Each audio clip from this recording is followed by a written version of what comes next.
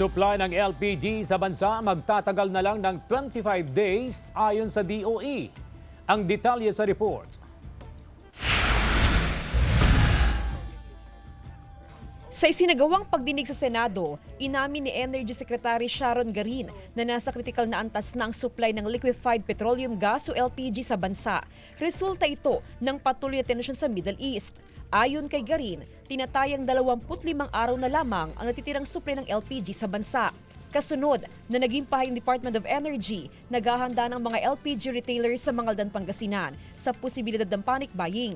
Sakali kasing abutin na lang ng 25 days ang supply ng LPG, ay inaasahan na raw nila na maraming consumer ang magpapareserba ng LPG. Ready tayo para doon sa sinasabi nilang counting supply. Refill kagad ng mga empty cylinders.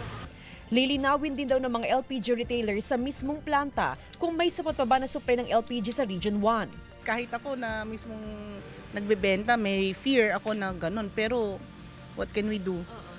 Prepare lang tayo. LPG ang pangunahing ginagamit sa pagluluto ng maraming kabahayan at maging sa mga negosyo. Gaya ni Mang Edwin na may kantin sa Mangaldan Public Market. 2 hanggang 3 LPG kada linggo ang nagagamit nila. Kaya malaking problema para sa kanya sakaling magkaroon ng problema sa supply ng LPG. Ngayon pa lang, sisimulan na raw niyang mag-stock ng uling na alternatibo niya sa pagluluto. May 50 yan, isang sako. Pang ilang araw yun sa isang sako, mabilis lang. Samantala, iginiit ng DOE na kinakausap nila ang restaurant at beverage sector sa bansa para bahagi mabawasan ng konsumo habang hinihintay ang mga darating na supply ng LPG. Jasmine Gabriel Galban, One North Central Luzon.